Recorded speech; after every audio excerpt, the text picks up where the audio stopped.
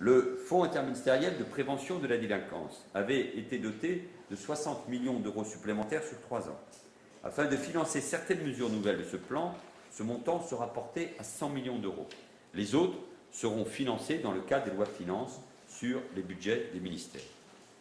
Le premier centre de prise en charge des personnes radicalisées, avec hébergement de longue durée, un centre de citoyenneté et de réinsertion, sera mis en place cet été.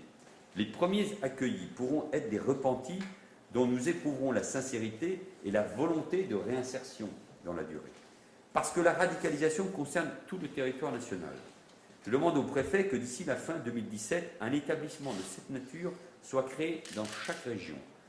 Au moins la moitié accueilleront, à la demande de l'autorité judiciaire, des personnes qui ne peuvent être placées en détention. Et l'État souhaite nouer un partenariat beaucoup plus actif avec les collectivités territoriales. Face à la déstabilisation de certains quartiers, face à des individus tout simplement, les maires et les conseils départementaux ne peuvent bien sûr rester seuls, d'ailleurs ils nous le disent souvent, ils éprouvent une difficulté, une forme de solitude face à ces phénomènes. Mais les services publics gérés par les collectivités ont un rôle fondamental à jouer dans la prise en charge de certaines personnes radicalisées. Le gouvernement organisera donc en marge du prochain congrès des maires une journée de mobilisation et d'échange avec les collectivités. Je m'y exprimerai personnellement.